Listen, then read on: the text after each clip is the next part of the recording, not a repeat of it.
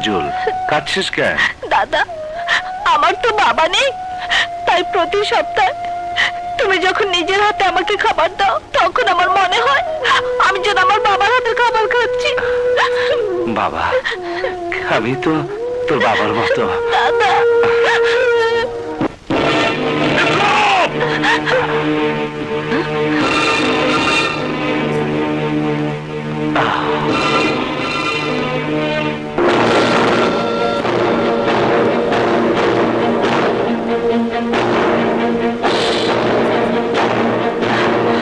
রাশেদ খান, কি চাও তুমি এখানে?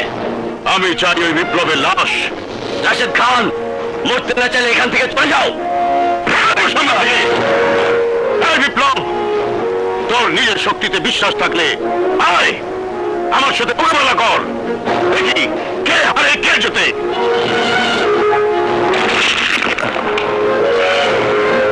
বিপ্লব, এতিম বাচ্চাদের কথা ভেবে নিজের দায়িত্ব থেকে দূরে সরে যাসনি।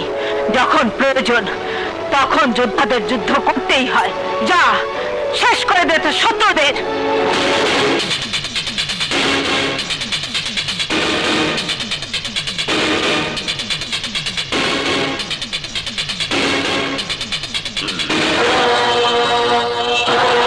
বিপ্লব, তুই আমার ছেলেদের গায়ে হাত তুলেছিস, তুই আমাকে গ্রামের মাটিতে পা দিতে নিষেধ করেছিস, ফিরে আসতে বারণ করেছিস। এই গ্রামকে তোর নিজের সম্পত্তি। রাশেদ খান, এই গ্রাম আমার গ্রাম। এই গ্রামকে বাঁচানোর জন্য প্রয়োজনে আমার জীবনও দিতে পারি, প্রয়োজনে তোর জীবনও দিতে পারি। যা, এই গ্রাম ছেড়ে চলে যা। আমি এত বছর জেলে থাকার পরও জানি এই এলাকায় শুধু আমার হুকুম চলে। তোর এত বড় সাহস, তুই আমার লোকদের গায়ে হাত তুলেছিস। এতদিন রাগে আমার শরীর টকবক করেছে। প্রতিদিন ভেবেছি কবে বাইরে আসবো আর তোকে এই দুই হাত দিয়ে পিষে মারবো। কিন্তু তুই আমাকে চ্যালেঞ্জ করেছিস, হুমকি দিয়েছিস, এলাকায় পা দিলে আমাকে খুন করবি। কিন্তু আজ যদি তোকে আমি কবর না দেই তাহলে আমি আমার বাবার সন্তান না।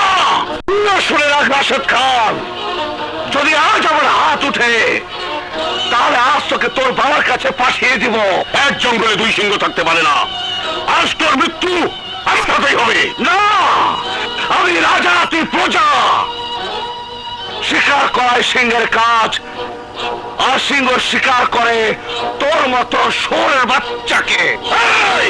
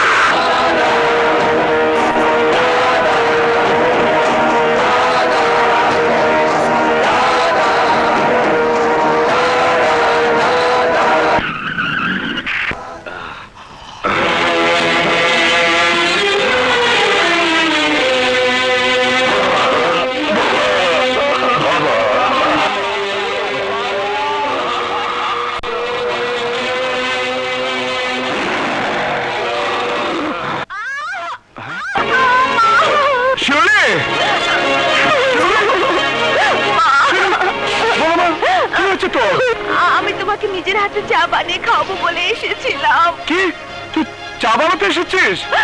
দেখি দেখি, পা দেখি। না ভাইয়া, আমার তেমন কিছু হয়নি। কিছু হয়নি মানে? পা তো তোর পড়ে গেছে। ভাইয়া, আমার পায়ে সামান্য চায়ের গরম পানি পড়েছে বলে তুমি কাঁদছো ভাইয়া? কাঁদবো না মানে? তুই জানিস না তুই আমার কত আদরের বোন। তোর কিছু হলে আমি সহ্য করতে পারি না। কি হয়েছে? দেখো না দাদি, চায়ের গরম পানি ফেলে পাটা একদম পুড়ে ফেলেছে। কত করে বলি যা পারিস নে তা করিস নে, কার কথা কে শোনে? এখন বুঝো। শিউলি, মুরব্বীদের কথা অমান্য করতে নেই। তুই দাদির কথা অবাধ্য হবি না, ঠিক আছে? ঠিক আছে ভাইয়া। দাদি, আমি যাই।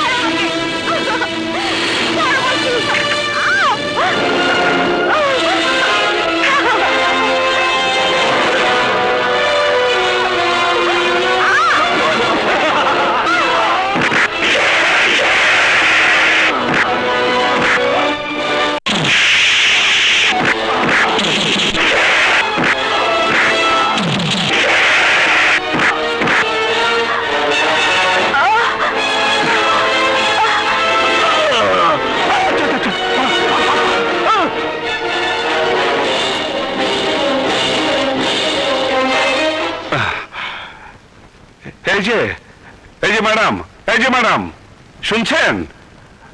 এই যে শুনুন। আহা, এই যে ম্যাডাম, ম্যাডাম।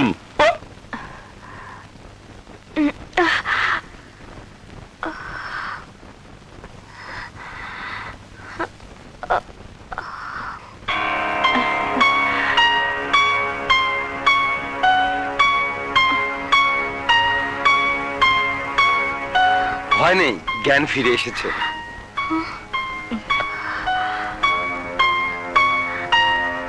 আমি এখানে কেন? আপনারা কারা? আমি কোথায়? আমি কোথায়? আপনি চৌধুরী বাড়িতে আছেন। আপনার নাম ঠিকানাটা বলুন, আমি আপনাকে বাসায় পৌঁছে দেওয়ার ব্যবস্থা করছি। নাম, ঠিকানা? কি আমার নাম? কি আমার ঠিকানা? কি আমি? কি আমি? ডাক্তার সাহেব, ও এমন করছে কেন? সম্ভবত মাথায় প্রচন্ড আঘাতের কারণে উনি স্মৃতিশক্তি হারিয়ে ফেলেছেন। কি বলছেন ডাক্তার? এখন কি করব? তোদের কিছুই করতে হবে না। যতদিন ও স্মৃতিশক্তি ফিরে না পায় ততদিন ও এ বাড়িতেই থাকবে। ডাক্তার, আপনি যান। দাঁড়া। হ্যাঁ, বিপ্লব, তুই চারিদিকে লোক পাঠা, খোঁজ নিয়ে দেখ কার ঘরের চাঁদ আমার এখানে আশ্রয় নিয়েছে। ঠিক আছে দাদিমা।